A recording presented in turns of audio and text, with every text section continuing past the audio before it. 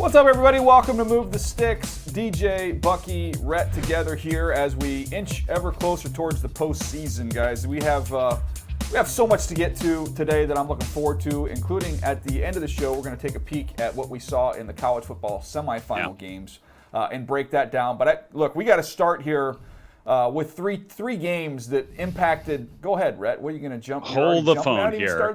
Hold the phone here. You can't just start this show and gloss over the fact that you and Money and MJD had a battle royale for the home radio booth inside SoFi Stadium. I need to know who won that battle. I don't care what happened in the games. I have no I do not care what happened in that game. What I want to know is who won that battle and how was it won? Like, that's what this show needs to be about. So if you've seen the image online of Jamal Adams swiping his key card and trying to get into the Jets facility and the door not opening, that was right. MJD. That was MJD at the home radio booth. That password is no longer accepted. He was a visitor. He was a visitor for the day. Okay. And kind of how the game went as well. Apparently SoFi Stadium belongs to the LA Chargers. Was he cordial about it, or did it get a little were there some tense moments? They have unbelievable theater candy, and Bucky knows. We were up there together earlier this year when Jacksonville came to town.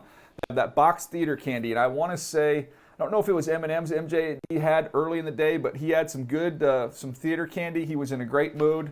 Didn't let the Rams, season kind of getting away from him impact that at all. So he was in a good mood. All right. Can I get back to the games now? You can get back. I just wanted to make sure everybody ended up okay in that scenario. But thank you. Yeah, go ahead. Yeah, we're good. I did post a picture in case you missed it. All right, big three here. Again, these teams coming into the week had a shot at the number one seed in the NFC. These games were very impactful and some interesting takeaways here, starting with Saints-Eagles. Buck, this is an Eagles team that hasn't clinched anything, including the division at this point in time. I mean, they're in the postseason, but they have a shot to be the number one seed. All they got to do is win one of these last couple games, but they're doing it without Jalen Hurts, and it looks like the more we see of Minshew, I'll leave that take up to you. You're right. The more we see of Minshew, the real Minshew eventually shows up. And that is what's happened with the Philadelphia Eagles. Gardner Minshew is showing up. Gardner Minshew is what we call a super sub. He is nice in small doses, but the more he plays, the harder it gets for the offense to continue to generate these big plays. Because what we have is a guy who has adequate arm talent, but he doesn't have the playmaking ability of a starter. And so without the ability to stretch the field and without the athleticism to run like Jalen Hurts, this offense sputtered and stalled. Look, they got shut out for the first half. They couldn't really move the ball. And outside of a big play to A.J. Brown, this Eagles offense looked nothing like the offense that has dominated the league for the better part of the season.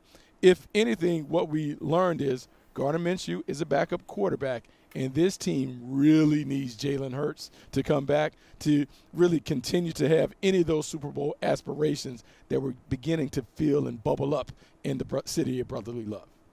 Yeah, does Jalen Hurts make a difference in this game? Probably so, but I thought maybe the biggest difference maker overall was the return of Marshawn Lattimore to the Saints defense. Guy missed 10 games, comes back in and has to deal with arguably, the best wide receiver duo in the league in A.J. Brown and Devontae Smith, and holds up more than adequately. Obviously has the pick six here that you're seeing, but I thought he was fantastic in coverage. In fact, one of my favorite plays that he had was actually one of the 4 catches that he allowed in this game. It was a third down play. It was like a stop-go comeback from Devontae Smith, which, as any DB will tell you, is one of the most difficult things to cover if you got to deal with it in man-to-man. And the way that Marshawn Lattimore can change speed, accelerate, and then throttle down to come back and sit on that comeback, it was one of the really, really good throws by Gardner Minshew in that game, and the only reason it was completed. But Lattimore was on top, whether it was Devontae Smith or A.J. Brown. He let a couple of catches go by versus A.J. when A.J. was just a little bit too physical with him. But for a dude that hadn't played in more than 2 months to come in and show that he was the most dominant defender in the secondary for either team,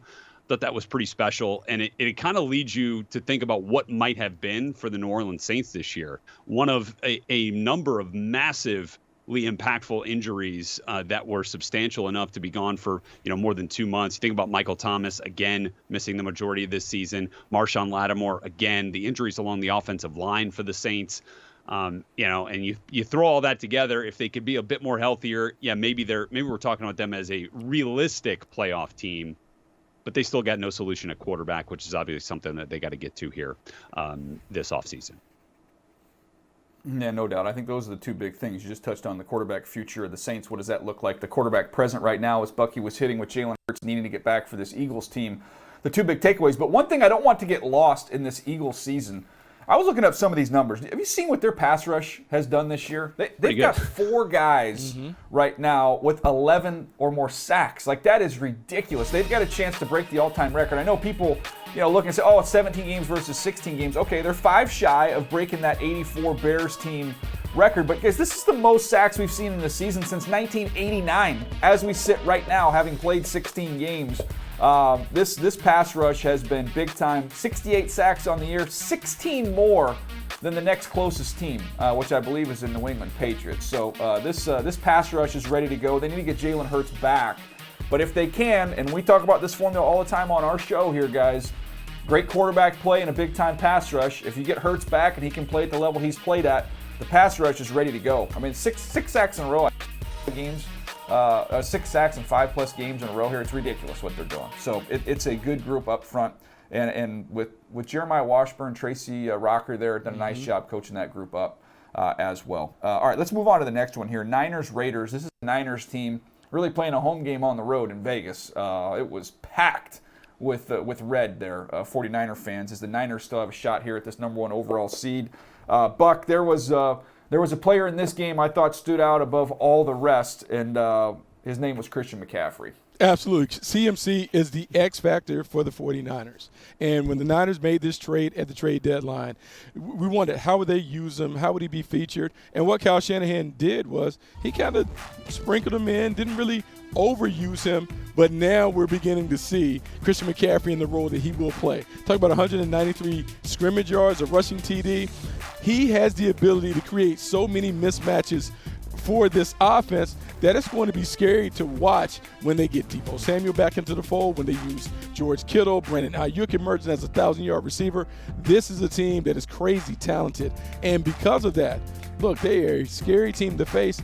And because the Philadelphia Eagles have left the door open for them to maybe get the number 1 seed, I'm beginning to think about penciling in the San Francisco 49ers for another Super Bowl appearance, because offensively they have everything that you could hope for at their perimeter skill players.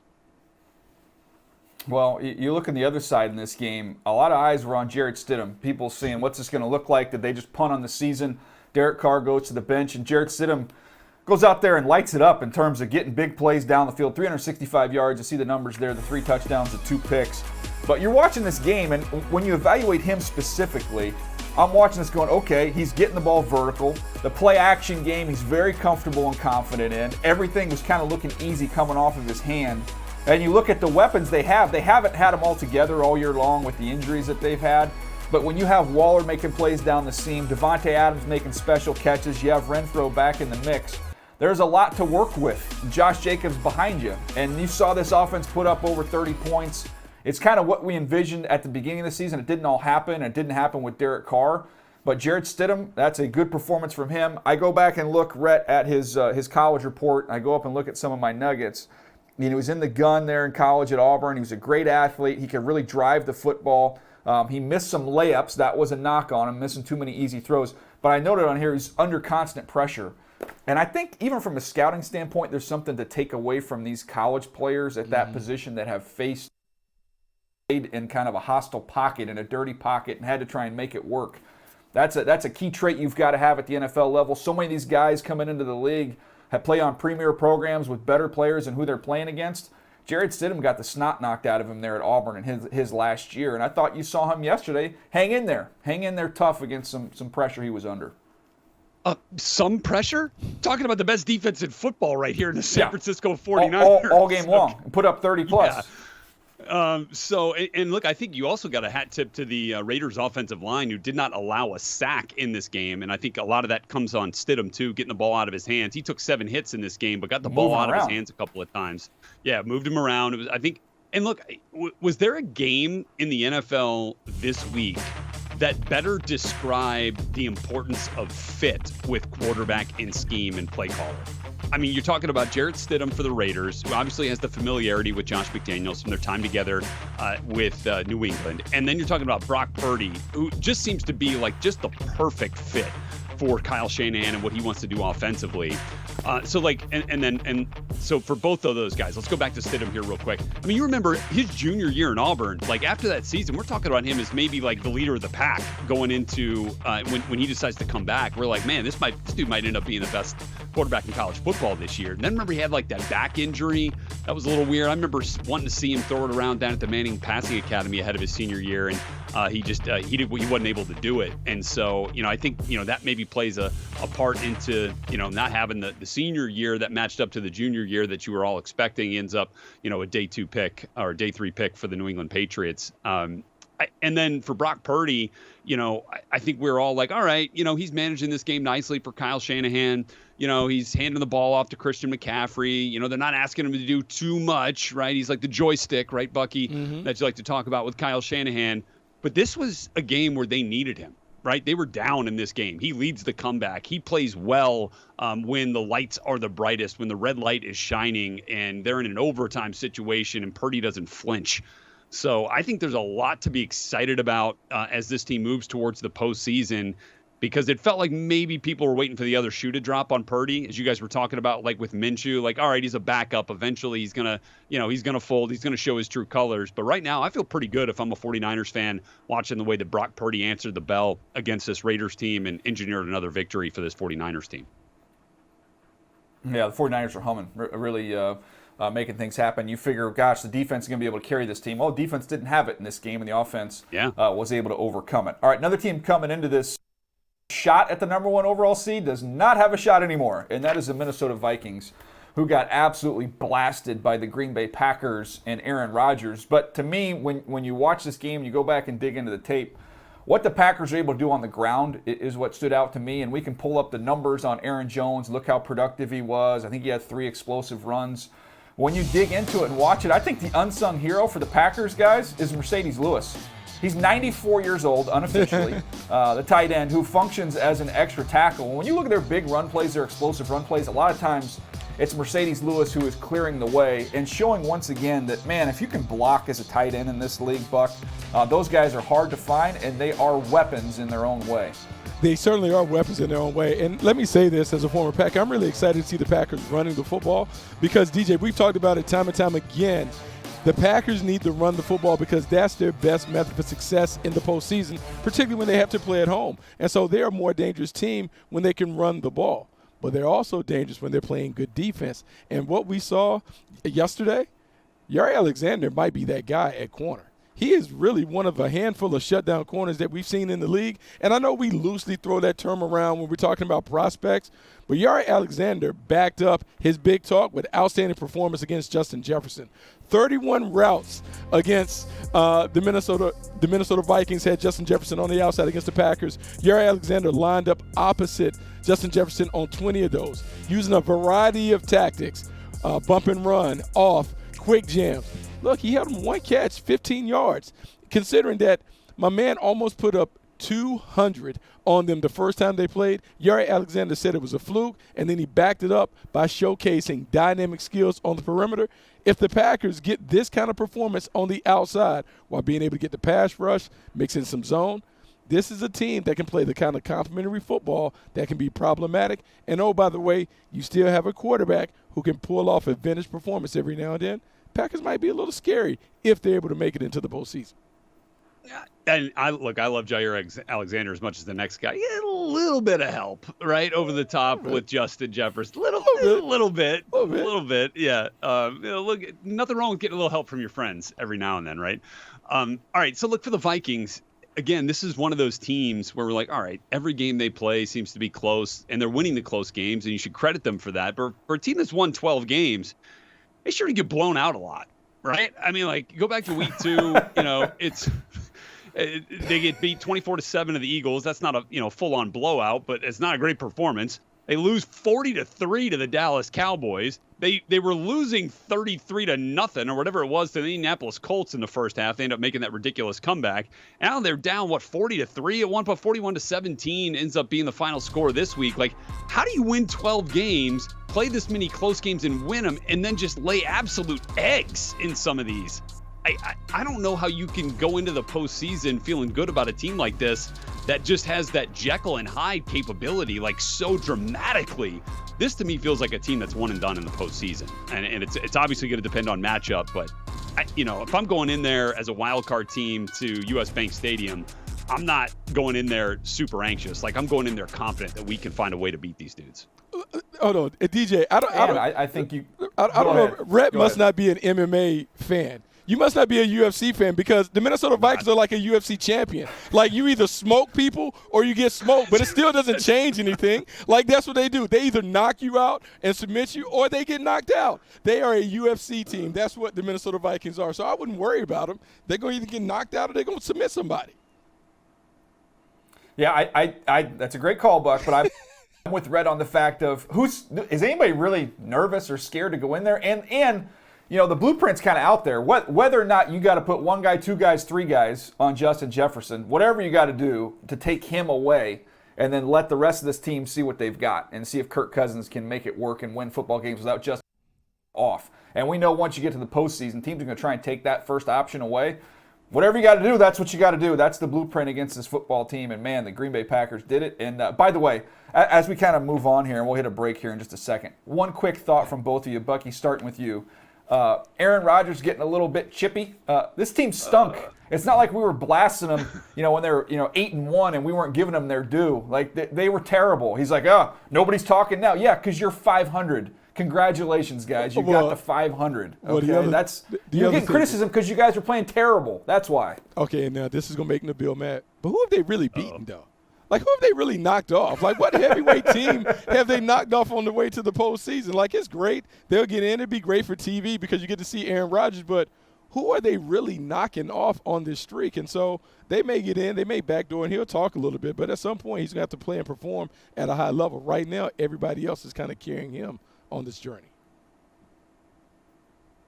Yeah, I agree. I'm looking at the opponents now. They beat the Bears, beat the Rams, beat the Dolphins, and then you make the argument this win against the Vikings was their most substantial of this 4-game win streak. But the previous couple of games, they lost to the Titans, they lost to the Eagles, played a little bit. They played the Eagles close in that game. They'd beaten the I don't know. Like, I would feel more confident in the Green Bay Packers than I am in the Minnesota Vikings at this point. I don't know if that tells you much, but like, if we're looking at this game, they just beat them 41-17. Way to go out on a limb there. Way to really put yourself out there. You're talking about a 12-4 football team with the Minnesota Vikings, okay? That's they don't get there by a fluke either, but still, the way that they're playing, they're peaking at the right time. I think we could all agree on that. All right. I love this, by the way. Nabil, as everybody knows, our producer, is a huge Packer fan. You get quiet as a church mouse, and then we start talking about the Packers, and how underwhelming they are. I can't get more go to breaks in my ear than I've got in the last. Go to break. We can wrap. Go to break. Stop. No more talking. Go to break. Wrap it. Go. We got to get out. All right, we're going to take a break just for Nabil. We'll be back. We're going to hit on the Bucs and the Panthers, as well as that Sunday nighter. Not the prettiest affair between the Steelers and the Ravens. We'll get to that right after this break.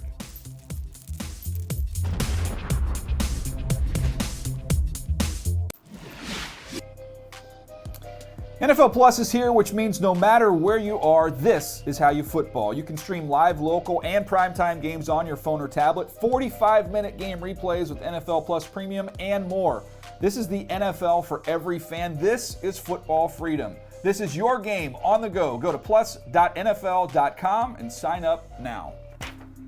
Well, we have a champion in a pretty bad division in the NFC South, and that champion is the Tampa Bay Buccaneers. They get it done 40-34. Comeback win for them over the Carolina Panthers, led by Sam Darnold. Buck, this is a Panthers team. Man, early on in this game, I'm thinking the Panthers are rolling. They're getting ready to keep this train moving here, and then, man, it fell apart quick It did fall apart quickly, and it's sad because when you think about the Carolina Panthers and what they were able to do, they repaired Sam Darnold. Sam Darnold was playing some of the best football that we've seen of his brief career in terms of the way that they were managing, the way they were doing things, they were running the football. But ultimately, the Panthers were undone by their secondary. And the number one rule of the secondary is don't allow the ball to fly over top of the defense. And yet, in the fourth quarter, nursing a double-digit lead, they let the ball fly over the top of the defense. And not only did they commit the cardinal sin of letting it fly over the top of the defense, they let the Buccaneers' best wide receiver get behind them.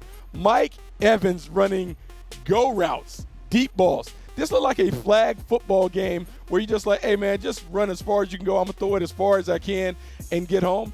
And that is exactly what undid a Carolina Panthers team that really outplayed the Buccaneers for the better part of the day. It's unfortunate, but hats off to the Buccaneers for finding the weak link and going back to that weak link over and over again. The deep ball showed up, and it showed up in a big way.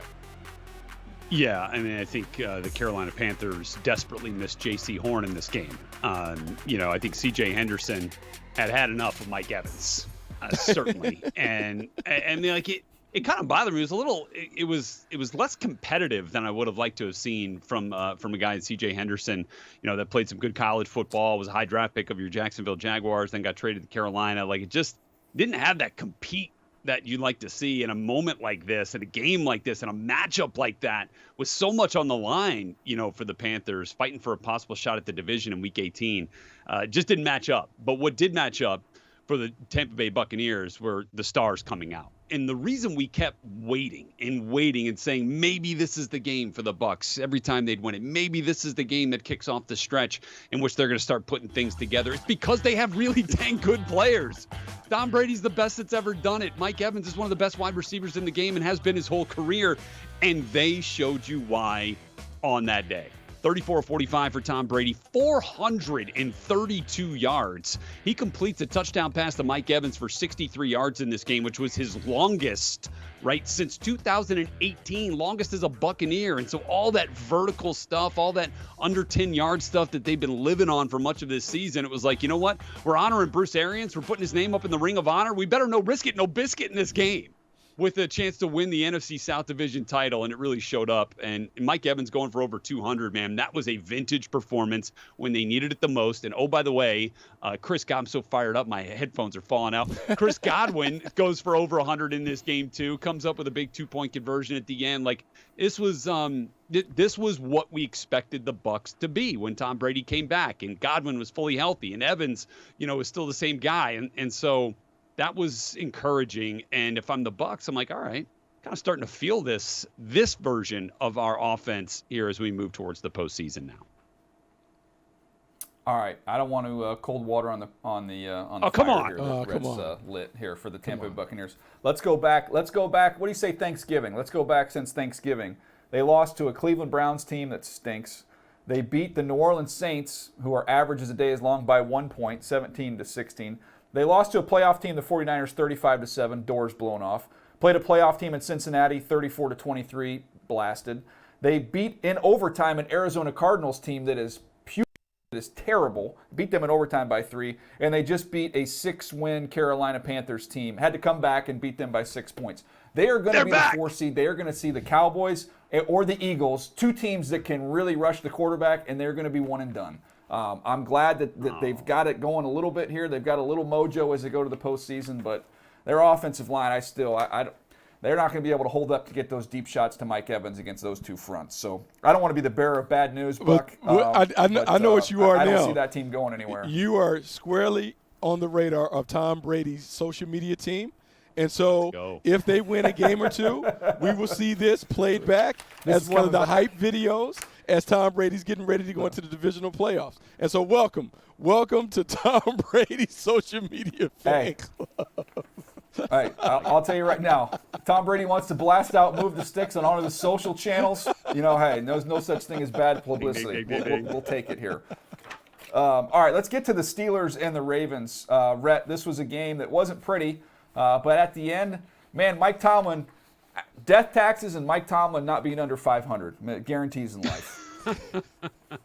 Yeah, I mean, how cool is that, right? I mean, this team has been on a run, and you want to talk about where they've been the last couple of games, just to run through it here real quick. And this, after they get this win over the Ravens, beat the Raiders 13-10, beat the Panthers 24-16, beat the Falcons, beat the Colts. Not the most, right? If you want to talk about, teams to inspire in terms of opponents, well, that's not the most daunting task around, but they did get past a division rival in the Baltimore Ravens here, as the Ravens are fighting to stay in the hunt for that division in the AFC North and now losing some serious ground. So I think there's some signs of progress here, and we'll start with the quarterback, Kenny Pickett, who you guys know I was a big fan of coming out of Pitt. This is a dude that thrives on these type of environments. Oh, Mike Tomlin's never had a losing season, and we're threatening that to happen right now. Let me do what I can to get this team back onto the winning side here, and fill up some dubs in the win column, and all the while keeping our playoff hopes alive. By the way, not done yet.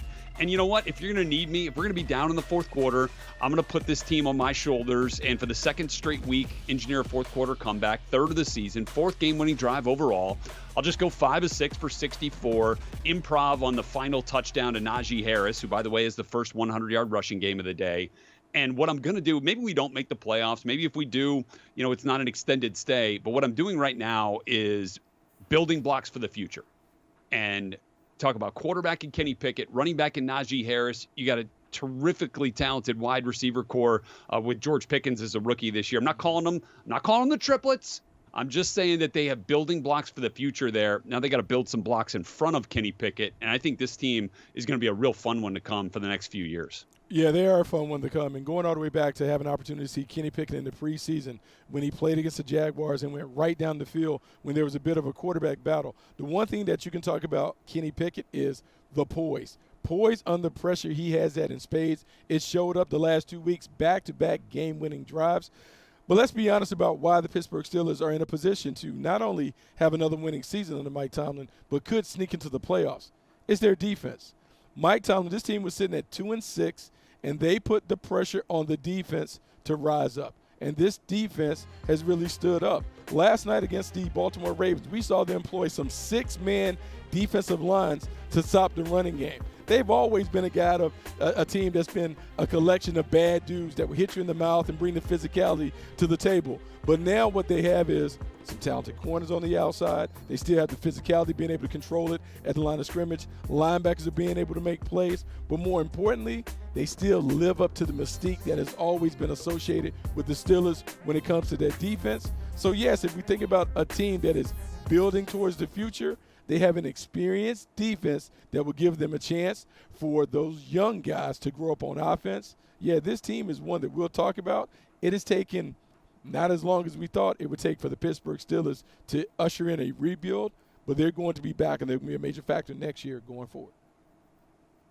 I'll flip it over to the other side with the Baltimore Ravens. And we've talked about the big three in the AFC all season long, right? We've talked about Kansas City, Buffalo, and Cincinnati. Those are the teams that have just kind of been a cut above everybody else. And it feels like, man, you don't want to, you're going to have to run through those teams. Nobody wants to play them. What if you flip it around now and you look at those three teams? Do you really think that they want to welcome in the Baltimore Ravens into the postseason as a 6 seed to go play the 3 seed? And this is a team that all of a sudden is going to get Lamar Jackson back, you would think. Going to be rested and finally healthy and ready to go. They've been playing without him. You get Lamar Jackson back. This defense has played really, really well. You see the numbers on the screen there, 13 points a game since week 9. It's the best in the league. Roquan Smith has made a big-time difference. And they're not scared of any of these environments. They go to Cincinnati every year. They don't care about that. Kansas City, Buffalo, I think John Harbaugh has that team ready to go. This is a team, in my opinion, Buck, I see them kind of laying in the weeds. Nobody's going to be talking about or thinking about them. I don't think any of those teams up top, that 3 seed, is going to want to see the Baltimore Ravens.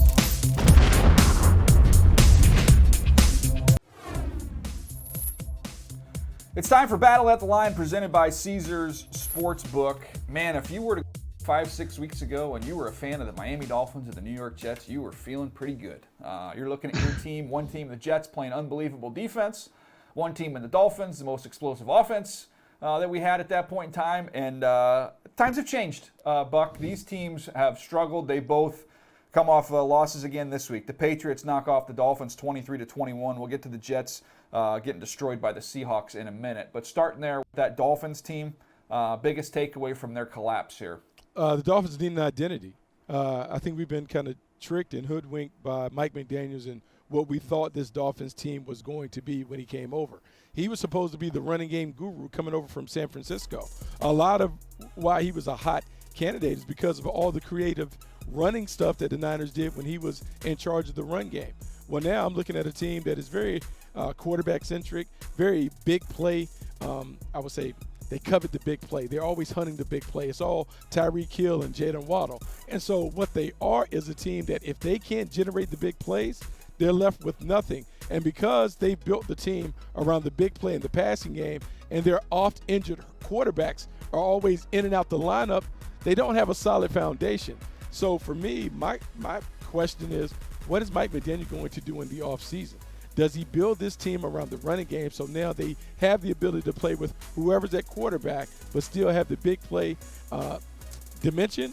Or are they going to continue to live and die by the quarterback play and be a team that we see have these ebbs and flows throughout the season where they win 4 and lose 4, win 4 and lose 5? Because that's the tale of the Dolphins season. They don't have any consistency because they don't have a real identity.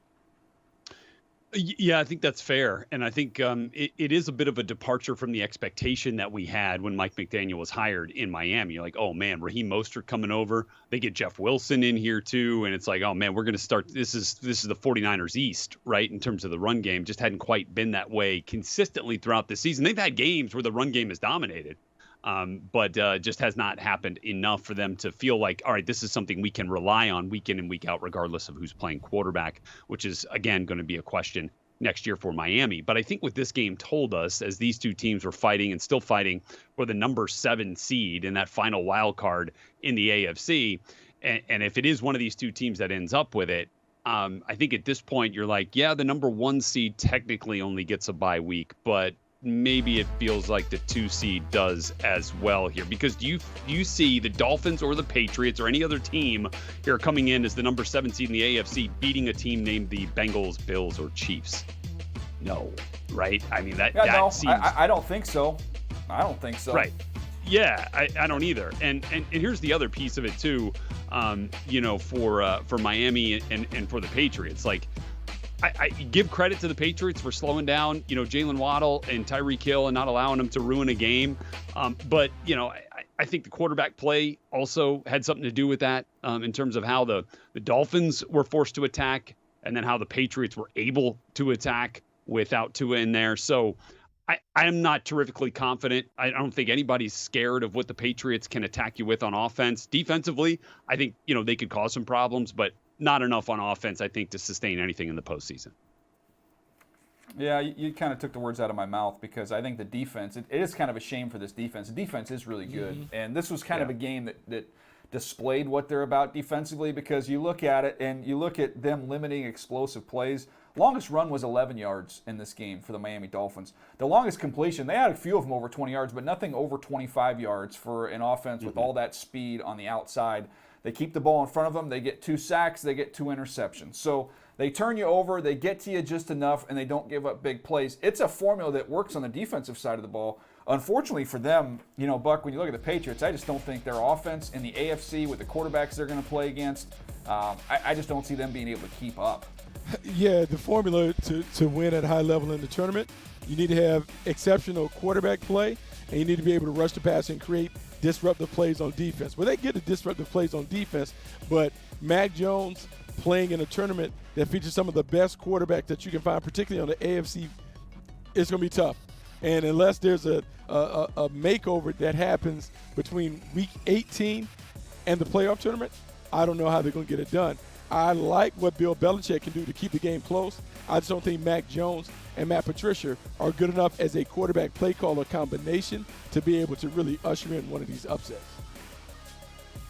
Yeah, well, it's, again, the Patriots, it looked like they've got a shot here. The Miami Dolphins, the way they're playing, it's hard to have much confidence in what they're doing. It's just kind of falling apart for them. Another team that's falling apart for in that division is the Jets. They have completely collapsed, and lots of takeaways on this one. They lose 23-6 in a game that really wasn't competitive at all with the Seattle Seahawks. Rhett, biggest takeaway in this one? For Mike White, please see commentary at top of show on Gardner Minshew. And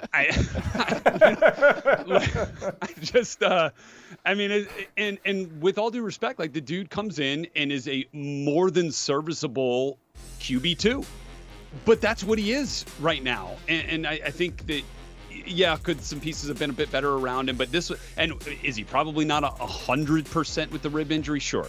I think there's all that. But here's the other part of this that makes it different than Gardner Minshew. Mike White cannot be QB2 in New York next season. Cannot be, especially if Ian Rappaport's report is right and Joe Douglas isn't going to shop Zach Wilson, and they think that Zach Wilson still has a future on that team. There's no way that Mike White can coexist on that roster. It's just there's too much around all of that back and forth that those two guys with Wilson and White have had in and out of the lineup at quarterback this year. For Zach to be able to rehabilitate his confidence, Mike White's got to be playing somewhere else, and they got to go find another backup, which is a shame because he's a dang good backup quarterback, and I'd love to have him on my team, but not if I'm putting my eggs in the Zach Wilson basket in the offseason. Yeah, I mean, I know they've given lip service and they've said that they are, they're committed to Zach Wilson. It doesn't feel that way with the way the team is kind of, fallen out of love with their quarterback. I mean, the head coach has moved him all around. You in and out. He's in and out. The team works. The whole thing. It just feels like they're out of the Zach Wilson business, just from the outside looking in at how they've reacted to him. But I made the analogy earlier when I talked about Zach Wilson about how I thought he was a home run hitter. Right? He's going to go 1 for 5. But he might hit a 3-run home run. He's going to give you some chunk plays. You're not going to have a real efficient player. You're not going to have somebody who's completing 70% of his passes. But if you can design the offense around him, he's going to be able to get play action, run the ball. He's going to get a couple shots. He'll have some big plays. Mike White is like the exact opposite. You look at the box score at the end of the baseball game. You're like, dude, he had 3 hits. That's awesome. Yeah, 3 singles because he doesn't have enough arm or enough juice. Not just talking about big plays over the top, but when you get down in the red area, Buck, when you get down in the red zone, those windows shrink. You move the ball up and down the field, and now the field gets tight, and all of a sudden the little flare swings that you're throwing, the little layups that we bang on Zach Wilson for not being able to hit, those don't do you any good when you get down there in the red zone. That's why they don't score many points.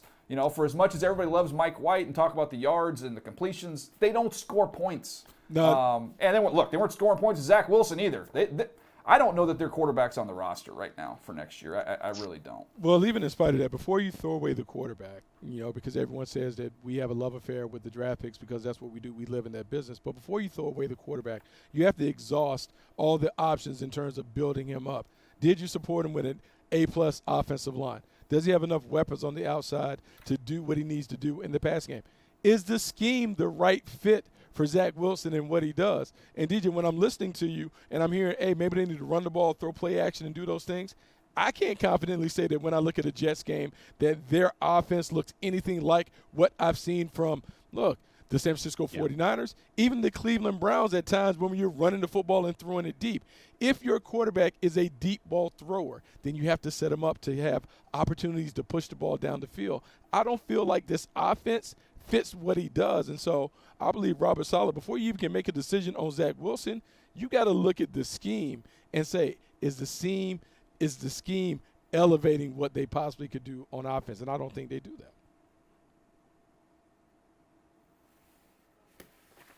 Yeah, I can't disagree with you. Rhett was left speechless, so I think he's in agreement with us on that. Sorry, one. I didn't know. I didn't know you were waiting on me there. Yeah, I thought you want to chime in, get a little Rhett, little extra Rhett, sprinkle a little extra Rhett in that. Well, we'll save Rhett for the next one because talk some college he's got ball, a little shall insight on this next segment. Yeah, we're going to take a break. We're going to come back, talk about those college football semifinals. Rhett was at one of them. Both incredible games. We've got lots of takeaways. We'll get to those right after this break.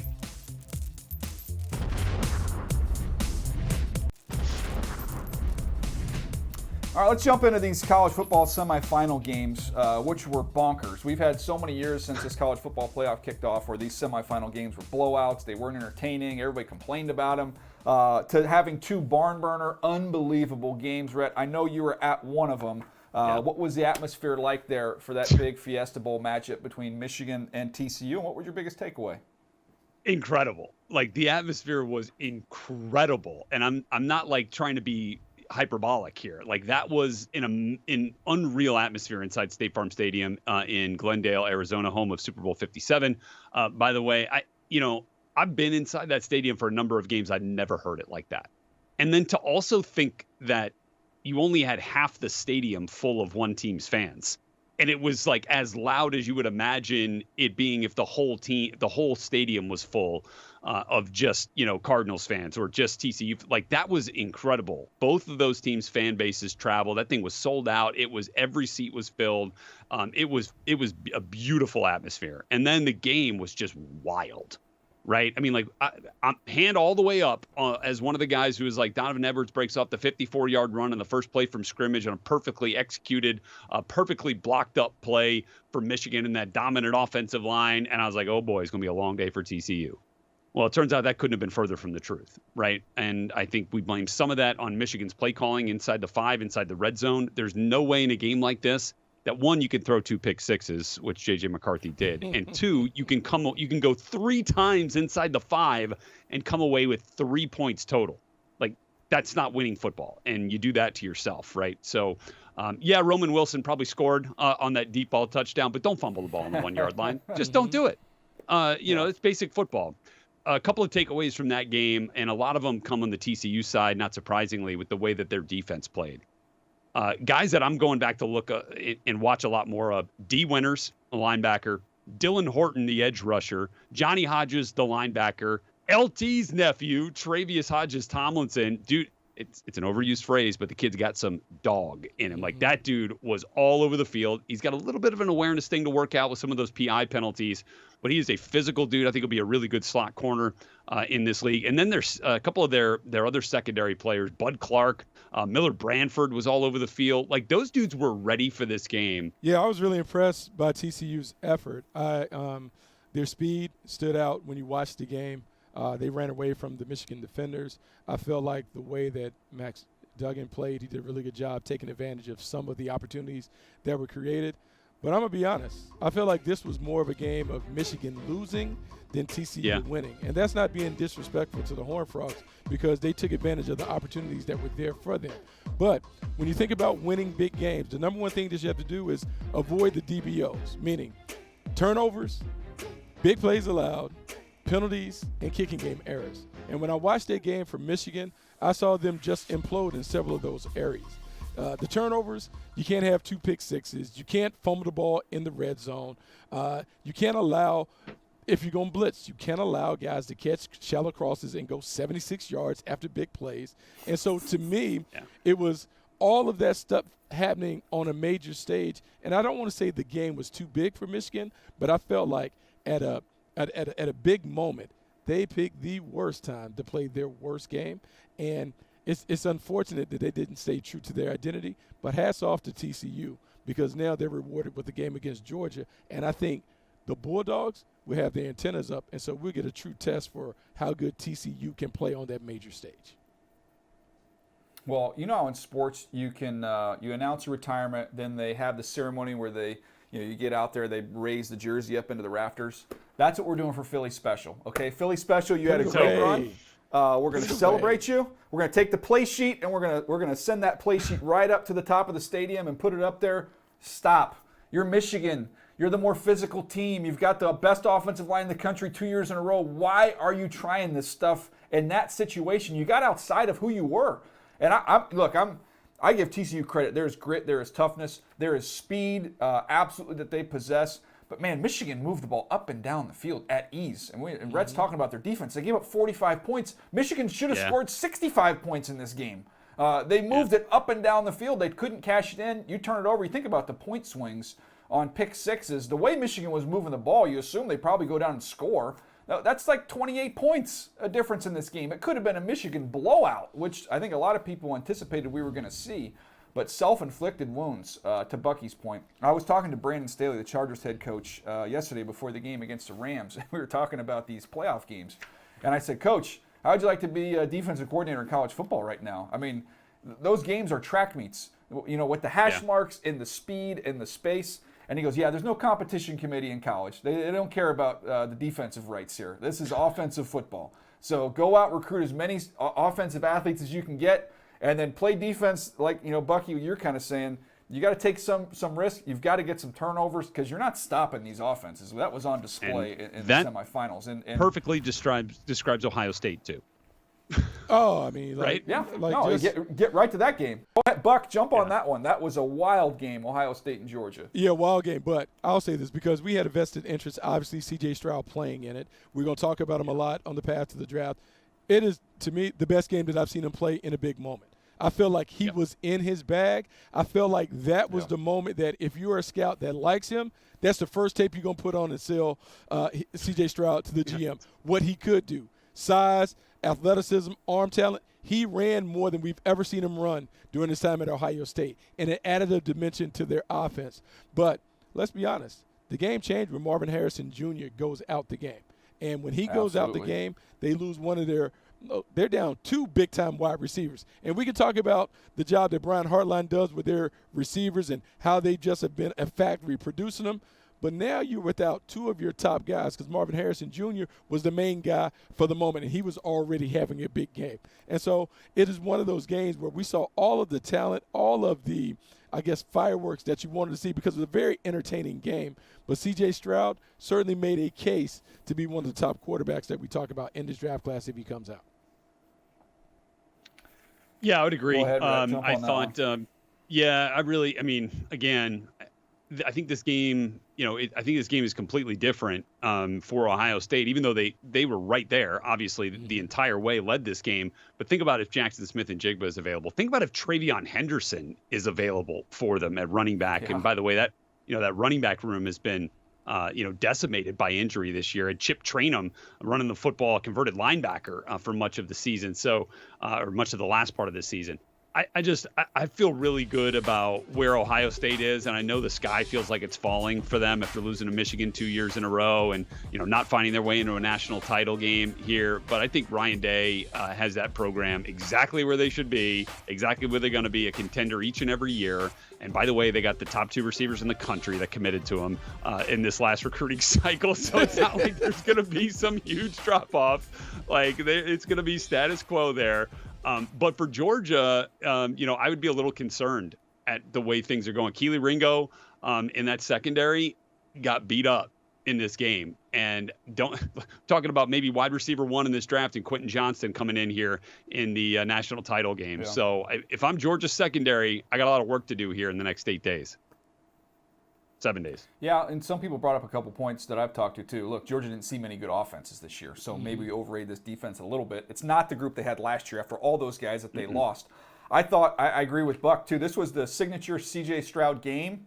I just was working on quarterbacks over the last week and went and watched a bunch of his tape this year. I actually still liked him better this year than I did last year. I know some people kind of thought, oh, maybe is plateaued, has he dropped off at all?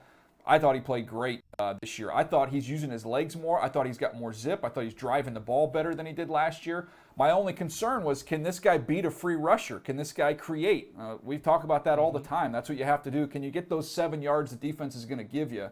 And he did it. He did it with his legs in this game. He extended plays, moved around within the pocket. I thought that was outstanding.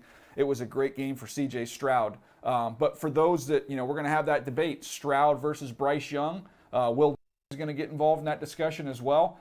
The only thing I would remind you is, CJ did great, but I also saw Bryce Young last year in the SEC championship game when he had Mechie and he had Jamison Williams, he had his receivers healthy against the Georgia defense. That defense plus 6 guys that they lost that went high in the draft last year, and Bryce Young put 400 plus on them and dominated against that defense. So Bryce has got those big moments too. We didn't talk about his bowl game. He went off again the other day as well, Rhett. He threw 5 touchdowns to 5 different receivers. It's funny because we're going to have this debate, and we're going to have it. Look, I can't imagine once a week, twice a week on Path to the Draft, we're going to talk about the quarterback debate. And to me – once, twice a show. What do you mean? To me, when it comes down to C.J. Stroud and Bryce Young, it's going to come down to prospect versus performer. Meaning the prospect in C.J. Stroud that checks off all the boxes, physically, arm talent, athleticism, versus the performer in Bryce Young, where you can just pull out any game tape and in several key moments, Bryce Young looks like the best player on the field. It's going to be a fascinating discussion. And I know people will throw Will Levis in there, but to me, that is going to be the debate. Prospect versus performer. Who do you want to be the number 1 overall pick? And in spite of the size thing that is going to drive you crazy with Bryce Young, man, the player, The player is everything that you want at the quarterback position. It is going to be a nightmare to have some of those conversations in draft rooms around the league. Yeah, it's going to be fun. I mean, there's discussions, about how do you view the fact that Bryce Young couldn't really throw in practice, for over a month because of his shoulder. Some people look at that and say, oh, you see, durability-wise, he's not going to be able to hold up in the NFL. He's too little. He's already a little bit beat up. Other people will be like, look at the toughness. This guy couldn't even practice during the week. He just showed up in the games and still made plays and had his team ready to go. So you're going to hear a million different opinions on this stuff, and it's going to be a fun debate as we head towards the spring. Want to wish all you guys a Happy New Year. This has been a fun show. Hope everybody has enjoyed hanging with us. We'll see you next time right here on Move the Sticks. Reminder, all of our content, NFL's YouTube channel, NFL.com, and the NFL app. We'll see you next time right here on Move the Sticks. Happy New Year, everybody.